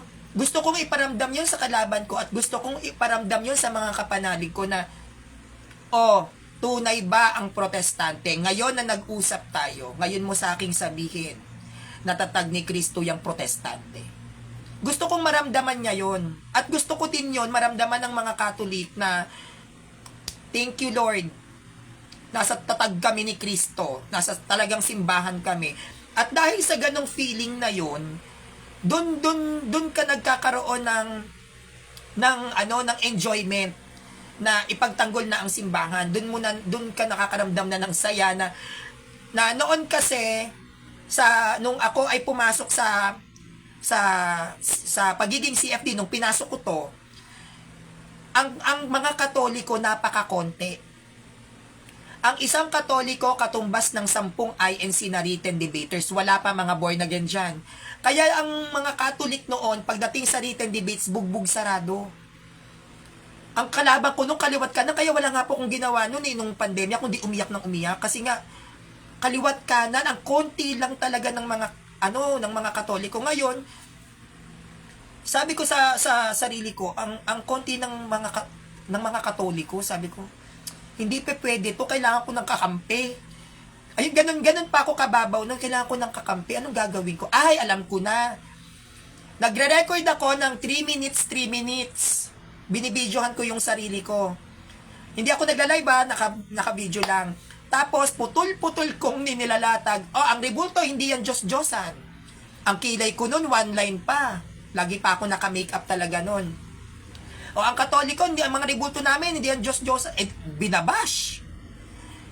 Lahat ng mga umaabot ng 10 to 11,000 comments. Yung Facebook ko na ni-report ng INC noon.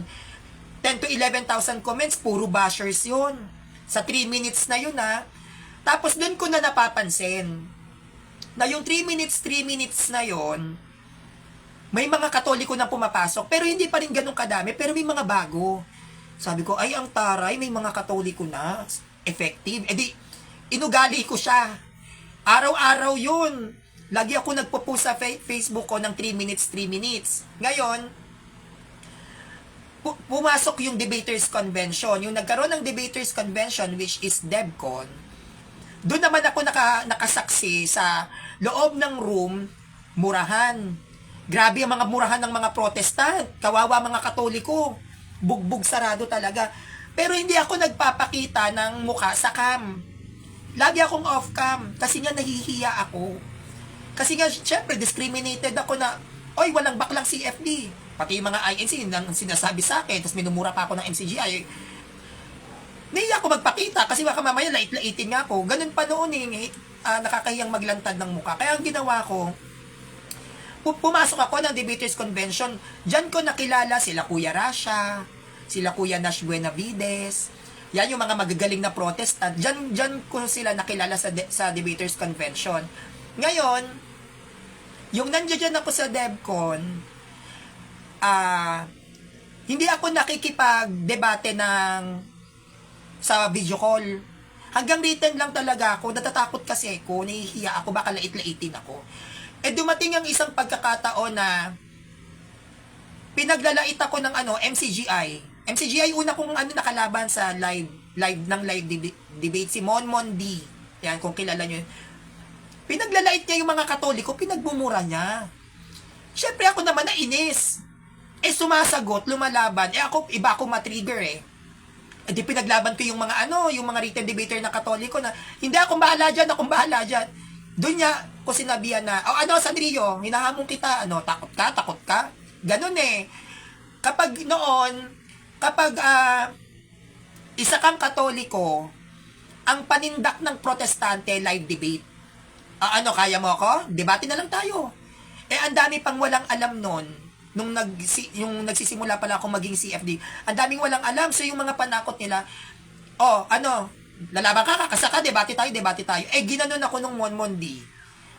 Sandillo, pasikat ka lang pala, wala kang binatbat Kinasahan ko. Yung first time ko na sumalang ng live debate, halos maihi ako. Takot, tas naka-off cam. Hanggang sa, yung una kong live presentations, ay tumabo ng maraming views yun. Ako ang isa sa pinakamataas na views at comments sa Debaters Convention. Yung tumatabo na yon ng mga views, doon ko na naunang napansin na lumalabas na yung mga Katolikong nakatago. Pero hindi pa ako nagla-live presentations noon. Hindi pa ako nagla-live, nagtuturo ng live, hindi. Nung nakikita ko na meron improvement sa mga Katoliko, sa mga kapanalig kong Katoliko, yung ginagawa ko, doon ko pinag-aralan kung paano ako maglalatag ng may confidence. May confidence. Kasi noon, Diyos ko, para ako nag-flip top. Yung 10 minutes na yon, susulitin ko yon, talagang hindi ako humihinga, dire-diretso bibig ko. Ngayon, sabi ko, nung pinag-aralan ko yung mga past na live debates ko, sabi ko, solid naman yung presentations ko. Kaya lang, sa sobrang dami kong sinabi, halos mahirap siyang ma-pick up. Doon na naiintindihan, pero mahirap siyang matandaan. Sabi ko, parang may mali. Meron akong kailangan baguhin kung paano ko lalaban ng debate.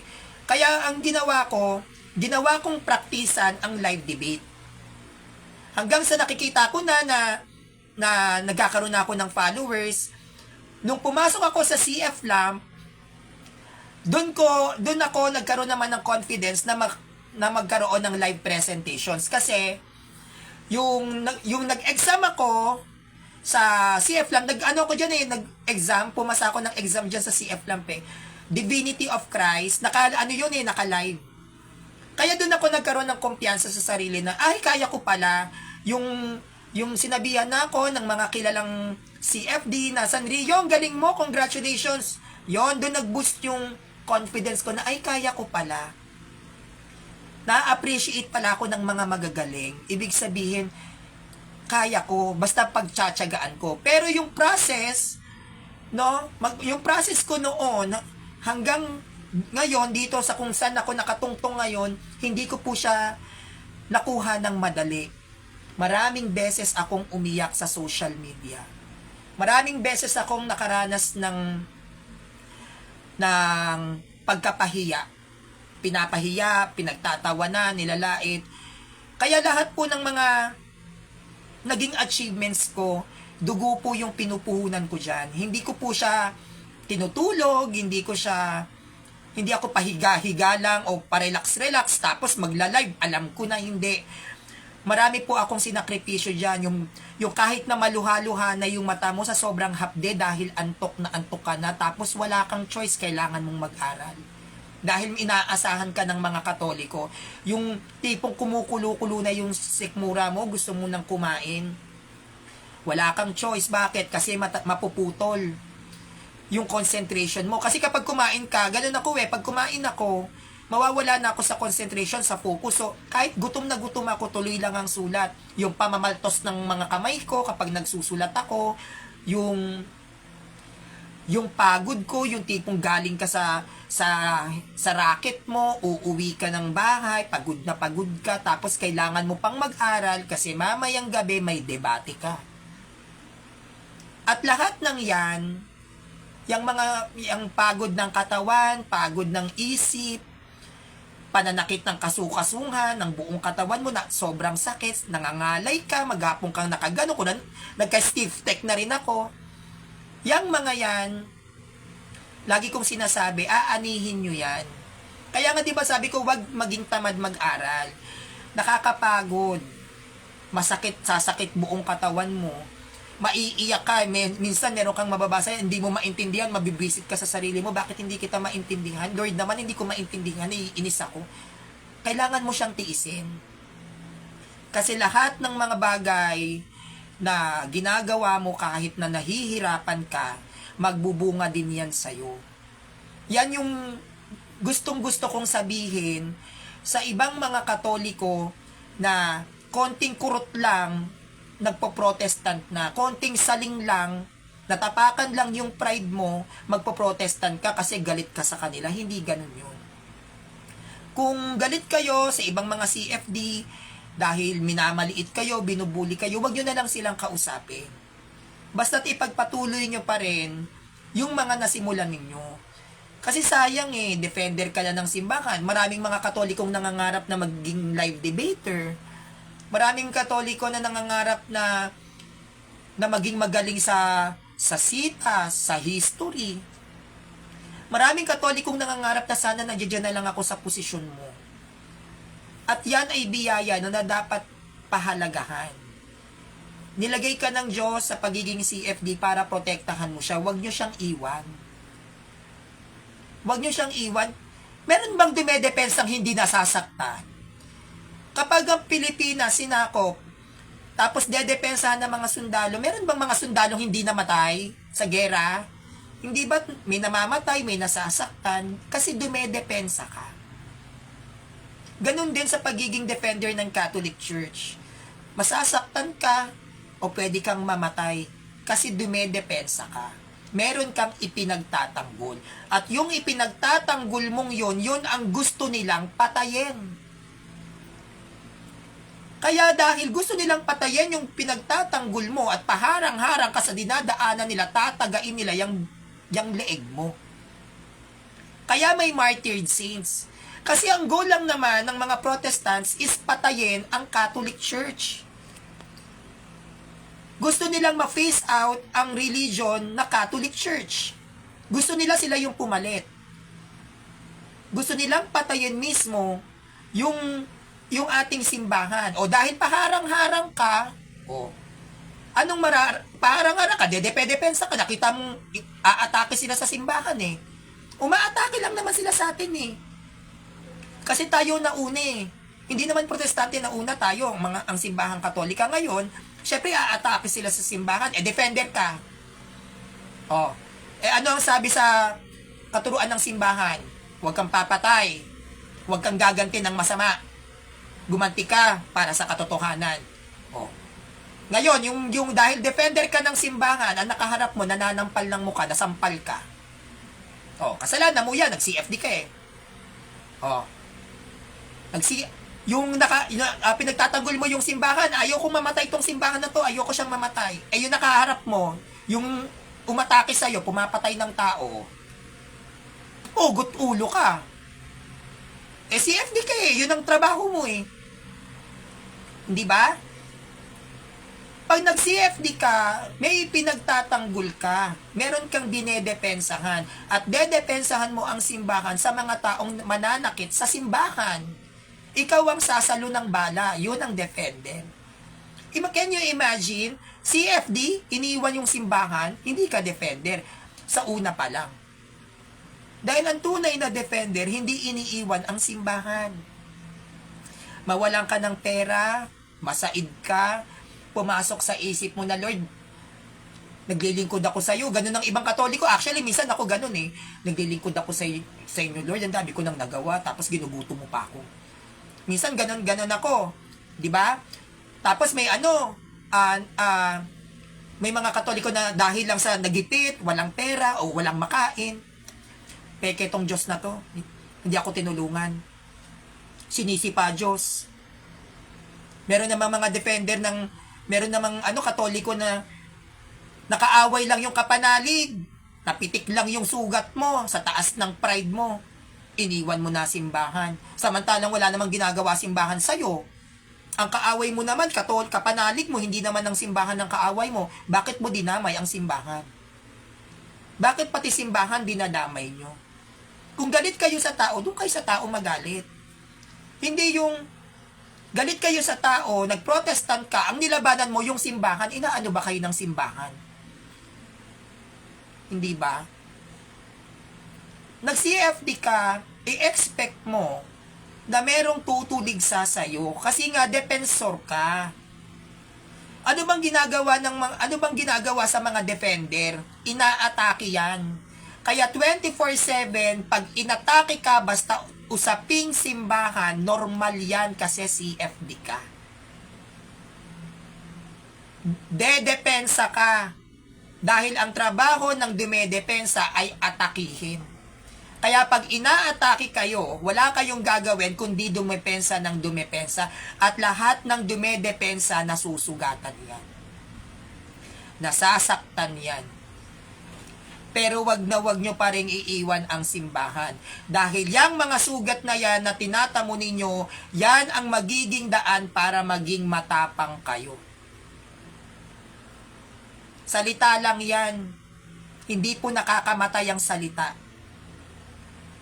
Hindi pa kayo nakakaharap ng mga pumapatay ng mga Kristiyano. Baka doon palang isuko mo na pati si Kristo.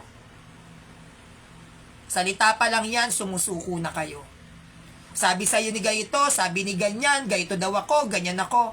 Sinukuan ang simbahan. Ganon kahina ang pananampalataya. Kapag alam mo na kasama mo ang Diyos, sino pang makakatalo sa'yo? It's their opinion. You have your own opinion.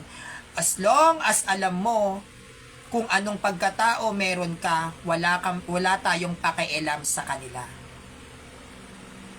Minsan, may mga tao na ibubuli ka kasi naiinggit sa'yo.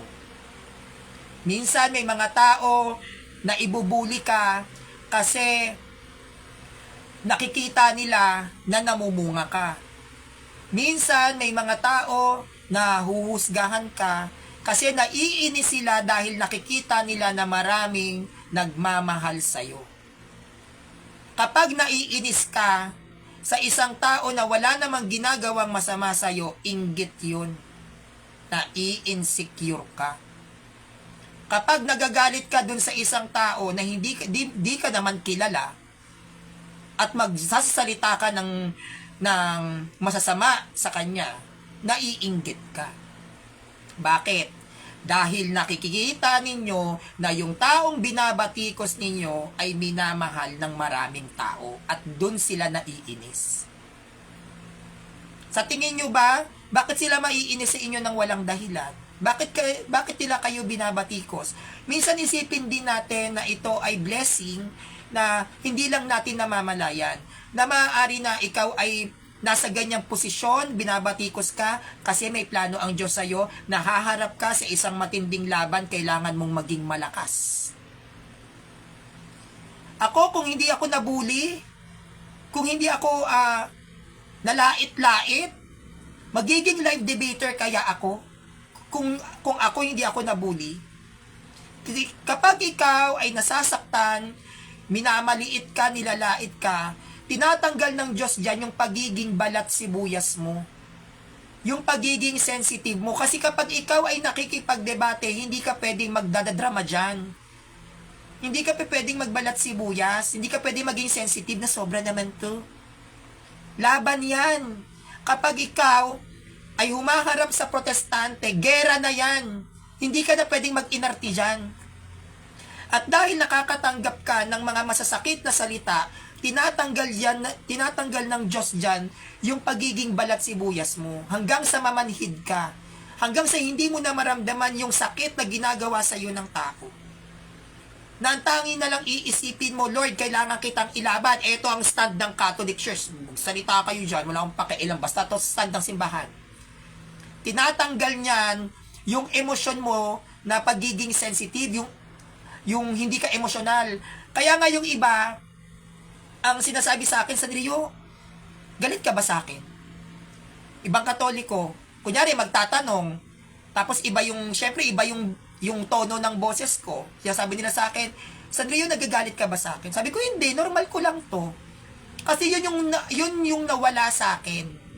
Yun yung tinanggal sa akin ng Diyos sa sobrang daming masasakit na pangyayaring pinagdaanan ko. Tinanggal ng Diyos yung pagiging emosyonal ko. Wala na, hindi ako emosyonal, nawala yung drama ko. Nawala yung arte ko na biktima ako, nawala yung ganun sa akin. Nawala sa akin yung pagiging balat sibuyas, yung pusong mamon, yan ang tinanggal ng Diyos sa akin. Kaya kung titignan po ninyo, di ba, kahit na may mga death threats ako, nakikita nyo si Sandrio, tumigil ba? Panay pa rin naman ang bunganga ni Sandrio sa live. Tinanggal yun sa akin ng Diyos. Doon na meron akong takot, natatakot ako, na may nakakaramdam pa rin ako ng takot. Pero yung iba yung tapang na nararamdaman ko na dumidikta sa utak ko na kaya mo yan, Sandrio, lumakad ka.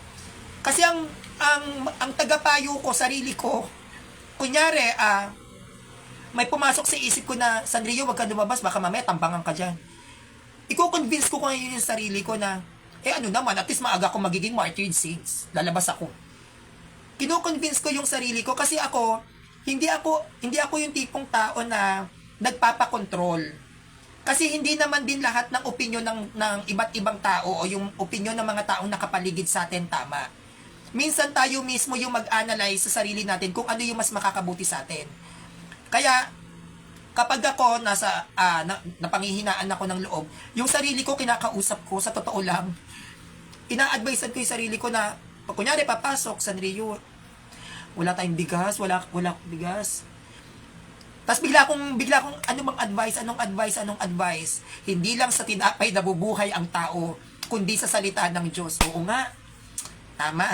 Hindi sa tinapay. Yung mga apostol nga hindi nga kumakain sa daan yan Ganon ko siya kino-convince. Yung sarili ko kasi, kapag nakinig ka sa ibang tao, lalo na hindi naman natin alam kung magiging maganda o mabuti ba yung epekto ng opinion nila sa'yo. Diba? Sisisihin mo sila, nasasabihin mo, ikaw, kasalanan mo yan, ikaw nagsabi-sabi sa akin gawin ko to kung ikaw mismo nagdesisyon nun sa sarili mo, at talagang ito yung desisyon ko, wala kang ibang taong sisisihin, kundi sarili mo din. Diba? Hindi ka magkakaroon ng galit sa iba na nakinig pa kasi ako dito Hindi, kasalanan mo yun. Diba? At yung kasalanan mo na yon, yung pagkakamali mo na yon, yun yung magbibigay sa'yo ng karunungan na maitama.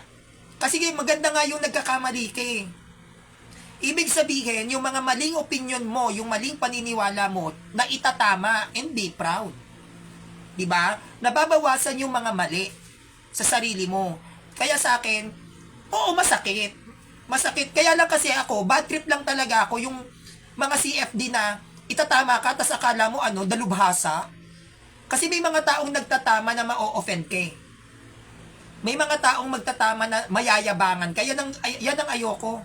Galit na galit ako dyan. Yan talaga, binubungangaan ko yung mga ganyan. Yung ay, tama ako, mali ka, sorry. Yung makakaramdam ka ng yabang, yung hindi mo mararamdaman yung humbleness kung paano kanya itutuwid. Galit na galit ako sa ganyan. Kasi talo na yung katoliko ka, tas pa sa social media, payabang. Galit na galit ako dyan. Pwede mo naman kausapin yung tao, di ba? Nang kayo-kayo lang. Yung ibubulgar pa, tapos ang gagawin nila, pagchichismisan ka. Hindi nila namamalayan, kaya lang naman sila nagkakaisa kasi galit sila sa akin. Can you imagine, nakakabuo ako ng mga grupo ng mga galit sa akin, nagkakaroon sila ng banding. At ang banding lang naman nila is pagchismisan ako. At hindi naman ako apektado sa ganon. Ine-expect ko yan. Ayan ang isa sa magiging epekto o sa magiging bunga pag nakikilala ka. Kaya sabi ko sa inyo, hindi masarap sa piling ang kilala ka, hindi. Nagkakaroon yan ng mga grupo-grupo ng mga bashers, pinagchichismisan ka, sinisiraan ka sa iba't ibang mga katolikong organisasyon, sasabihan ka ng ganito, ng ganyan. Yun yung nagiging epekto nun kapag nakikilala ka. Kaya, pansinin ninyo, di ba, may mga sumisikat na bagamat maraming pera, nauuwi sa suicide. Yung mga sikat na maraming pera, ano nangyari? Nag-addict. O, tignan nyo si Denmar, sikat na sikat. O, ano nangyari? Nagsulpot. O, yung ngayon, si Kuya Alfie Jaba, dating VP, dating Vice President ng CFLAP. O, ano ngayon? Nagsulpot din. Sikat na sikat yun, ha? Sikat na sikat yun sa lahat ng organization ng CFD, SDA ngayon. Hindi porket ikaw ay nakikilala, maganda na sa pakiramdam. Kapag ikaw ay nakikilala na ng tao, kailangan matatag ang utak mo dyan. Lagi kang mag-iisip. Lagi kang mag-iisip kasi the more na humahakbang kang pataas, the more na nagiging mataas din ang mga makakalaban mo. Kung ano ang quality mo bilang isang tao, ganun din ang quality na taong tatapat sa'yo para durugin ka. Kaya dapat matibay ang ano mo, ang isip mo, hindi ka basta-basta magpapadaig sa sinisigaw ng utak mo. Pag-aaralan mo, tama ba tong iniisip ko? Kasi minsan, mismong sarili nating isip, minamanipula tayo. Na, ang yabang-yabang nito. Ganun naman talaga, di ba? Kapag galit ka, ang yabang-yabang nito, kala mo kung sino. Ngayon, dahil yun ang iniisip mo, mararamdaman ng emosyon mo, yun ang ipapakita mo sa tao, ang yabang mo. Sa akin kasi hindi. Kapag ako galit, talagang galit ako sa tao, hindi ko na kinakausap. Bakit? Kasi ayokong magsalita ng hindi maganda sa kanila. Wala rin naman mararating yun eh. Magsasayang lang ako ng energy na makipagplastikan. Kaya kapag alam ko na marami akong kilala at marami akong alam na mga plastic o nakikipagplastikan lang din sa akin o yung iba naman, kinakaibigan lang ako kasi taas ng followers ko. May mga ganun eh. Nagiging casual lang ako sa kanila. Kasi ang lagi kong iniisip, hindi naman ako magkakaroon ng bunga eh. Hindi naman ako mamumunga sa mga taong ganito yung utak. Lalo na kapag alam kong toxic at sila yung babasag ng concentrations ko sa pag-aaral ko, inaalis ko sila sa buhay ko. Kasi, ang pinaka-goal ko lang, simula nung naging CFD ako, is matuto sa doktrina ng simbahan. Kapag alam ko na itong mga taong nakapaligid sa akin, ang magiging dahilan para panghinaan ako, para mawala ako sa concentration sa mga inaaral ko, para magkaroon ako ng galit, inaalis ko sila. Kasi alam ko, darating ang panahon, makakalimutan nila ako at makakalimutan ko din sila at mas maganda yun. Kesa naman ipinaglalaban nyo yung mga pride ninyo dahil magkakaaway kayo, hindi nyo na namamalayan, may mga nasasayang na kayong araw na sana inaral nyo na lang yung doctrines ng simbahan. Sayang, ako kaya ako hindi ako masyado na nakikipagtalakan sa mga Katoliko. Bakit? Kulang po ang isang araw sa akin, tapos uubusin ko pa sa galit. Kulang ang isang araw sa akin. Lagi akong, yung tulog ko, halos minsan 4 to 5 hours lang. Kailangan kong gumising ng madaling araw dahil nag-iigid pa ako ng tubig. Yung oras na yon, ayokong masayang dahil nakikipag-away ako sa Katoliko. Wala naman kaming hindi naman siya kasi makakatulong. Kahit na sabihin natin na sinong Katoliko pa yan, hindi siya magbubunga ng maganda. Sa akin, sa kanya, at sa simbahan. Sayang yung oras. Kaya ako, pag alam kong may Katoliko na pilosopo, o kaya may Katoliko na nagsasalita ng mga kung ano-ano sa akin, hindi ko na pinapansin. Yan yung isa sa natutunan ko din, natuto akong mandedma. Minsan may mga Katoliko nagpi-PM sa akin na, Sandrio, bakla ka, ganon, hindi ka marunong, hindi ka magaling. Hindi ko na pinapansin, pero noon kapag noon nung bago-bago ako, pinopost ko pa yan. Sinasabi ko pa, Katoliko to, grabing ugali. Ngayon, hindi na. Kasi ang nasa utak ko na lang, pag ako nag-live, maraming manonood. Pag maraming manonood, nag-aantay yan kung ano ang presentations ko. At ang presentations ko, kailangan maging maayos dahil nag-aaral yan sila. Kasi may mga presentations ako, minsan mga estudyante nagsusulat, kaya nagiging maingat din ako. No, nagiging hyper lang naman ako pag nakakakita ako ng sulpot na bastos eh. Yan, talagang diyan lumalabas yung pagiging dragon ko, yung pagiging yung pakikipagbardagulan ni Sanrio kapag may sulpot talaga. Pero yun ang lagi kong iniisip na kapag ako nagla-live, kailangan ang mga Katolikong manonood at makikinig sa akin lalakas ang loob. Gusto kong palakasin ang loob ng mga Katoliko. Gusto ko maging mas matapang pa sila sa akin. Diyan ako uhaw na uhaw. Kaya ako, kahit na alam kong delikado, kahit na alam kong malayo, kahit na alam kong mahal ang pamasahe pagpunta sa Radyo Veritas, pinaghahandaan ko yan, pinag-iipunan ko yan. No? Pinag-iipunan ko yan, bakit? Kasi alam ko na kapag nakita ako ng mga kapanalig kong Katoliko na nasa Radyo Veritas, ay, si Sanrio nasa Radyo Veritas na, mas lalo silang mai-inspired. Na si Sanrio nagsimula sa ganito, ngayon nasa Radyo Veritas na, kaya ko din. Bilang Katoliko, kaya ko yan. Kaya nga ni Sanrio eh, partida, hindi pa ako straight na lalaki. Oh, pero nakakaya ko. Eh, what more pa yung straight na babae at straight na lalaki, mas kaya nyo. Mas masakit nga yung kalagayan ko eh. Dahil ako LGBTQ, ang daming pwede sa aking tirahin sa pagkatao ko. Marami silang pwedeng sabihin sa aking panlalait kasi hindi naman ako straight na lalaki. Pero nakagawa kong kayanin. Eh, what more pa ang mga straight na lalaking Katoliko at straight na babaeng Katoliko. Kailangan lang talaga natin maging masipag sa pag-aaral. At wag natin susukuan yung pagiging CFD natin. Mamumunga din kayo. Darating din ang isang araw, masihigitan nyo pa ang Sanrio. Pero, hindi ganon kadali. Hindi ganon kadali na maabot natin agad yung gusto natin na maabot o marating. Hindi ganon kadali. Meron siyang process. At yung mga process na yan, magtiwala ka doon.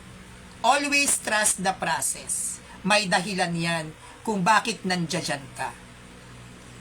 Magtiwala ka kapag nasasaktan ka, may problema ka, malungkot ka, kahit na ano pang klaseng emosyon yan, lagi nyong iisipin mga kapanalig, you should always trust the process. Dahil may dahilan yan bakit nangyayari yan sa inyo. Maaaring nasasaktan ka ngayon kasi merong darating sa'yo na malaking problema na kailangan mo ng tapang. Kaya ang gagawin minsan ng Diyos sa'yo, patatapangin ka. Kailangan mong maging matapang, Sanrio. O, labas! Gibain nyo si Sanrio, saktan nyo. Bakit? Kasi may makakaharap yan na mas magaling sa kanya, kailangan niya ng lakas ng loob para talunin yun. Minsan, ang katapangan, no? Minsan ang katapangan, nagagamit din natin yan para talunin ang mga higanteng kalaban. Hindi ka lang pwedeng basta matalino ka. Dapat matapang ka. Katulad ng mga apostol, ng mga alagad. Hindi lang sila basta lumaban lang sa Biblia, sa scriptures o sa tradition, sa mga pagans. Hindi lang yun basta aral lang ang dala nila. Kailangan bit-bit mo, tapang mo. Dapat matapang ka. At yan ang dahilan kung bakit may mga Katoliko na nakakaranas ng persecutions. You have to trust that process. Kasi pinatatapang ka niyan.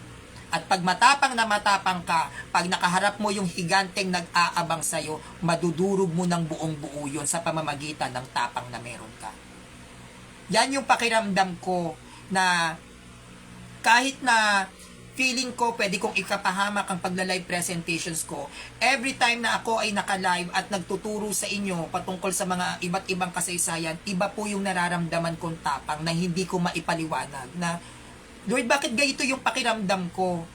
Parang feeling ko, para akong laging nasa gera na pinoprotektahan ko yung simbahan na hindi nyo pwedeng hawakan yan. Hindi nyo pwedeng hawakan yan.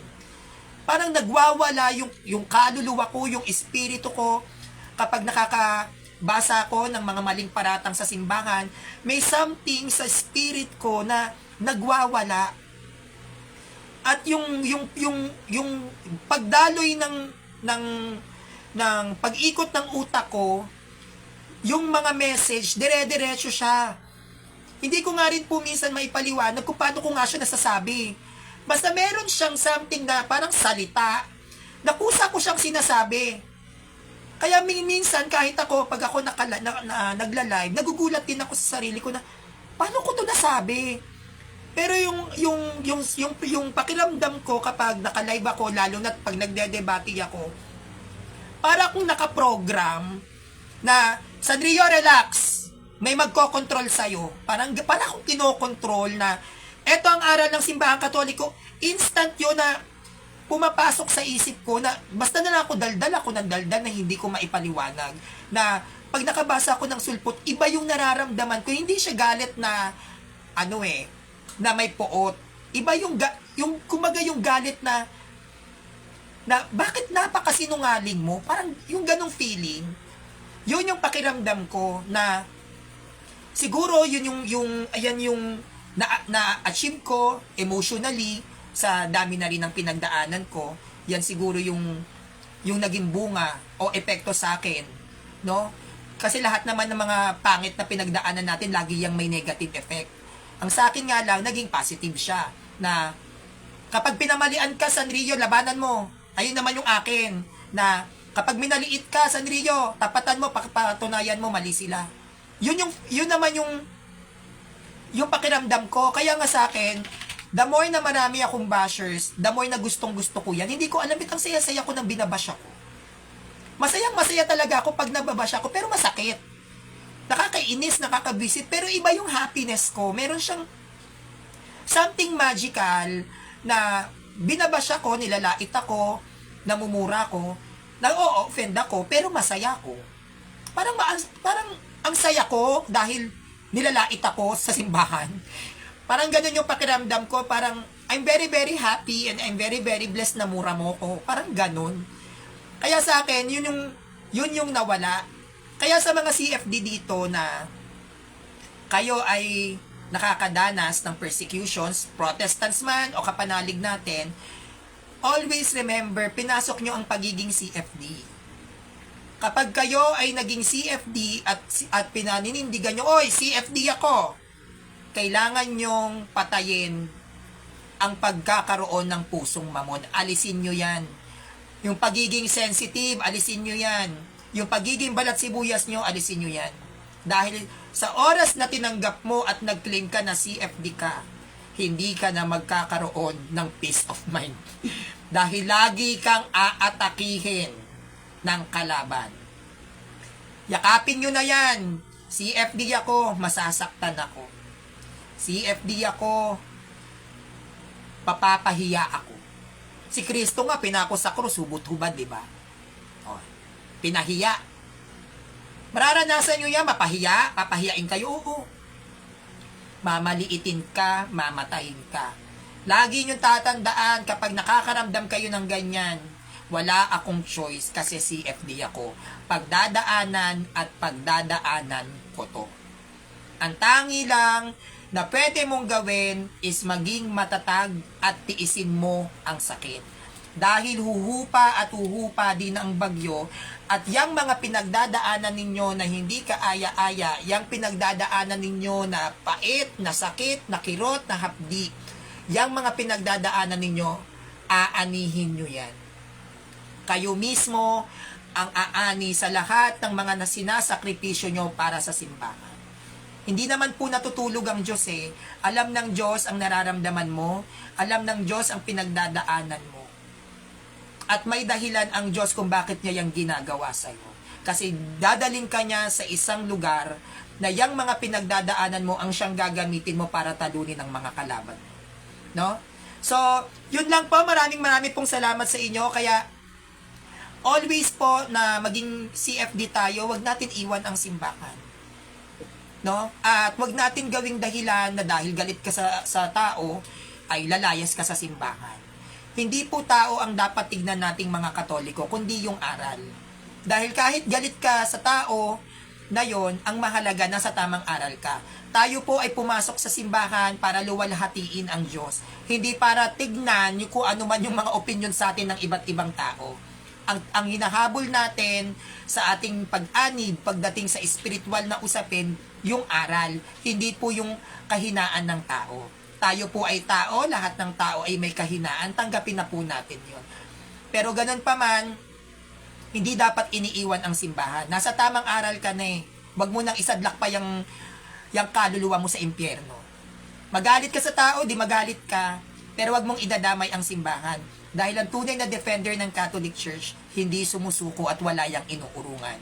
Pag iniwan mo ang simbahan, parang hinayaan mo na rin na patayin nila ang mismong simbahan natin. And bilang isang defensor ng simbahang Katolika sa modern era, bilang isang Catholic Faith Defender, CFD ng modernong panahon, kung sino man ang magtatangka na patayin ang ating simbahan, which is the Catholic Church, ako po muna una nilang patayin. Dahil hanggang sa kahuli-huli ang hininga ng Sanrio, ibibigay ko ang buo kong buhay para sa simbahan at uubusin ko ang buong lakas ko sa pag-aaral para din po sa inyo mga kapanalig kong Katoliko. Kaya maraming salamat po sa inyong pagsuporta sa akin, sa mga kahinaan at kalakasan ko, minsan sa mga kabaliwan ko, nandiyan pa kayo, tumatawa-tawa pa. Maraming pong salamat sa inyong pagmamahal sa akin at makakaasa po kayo na ibibigay ko pa po yung best ko para makapaglatag ng mga presentation sa inyo na mas lalong magbibigay ng inspirasyon para mas lalo nating mahalin ang ating simbahan. So yun lang po, God bless you, and please subscribe on my YouTube channel, Sanrio TV. Maraming pong salamat sa lahat ng mga sumusuporta sa akin.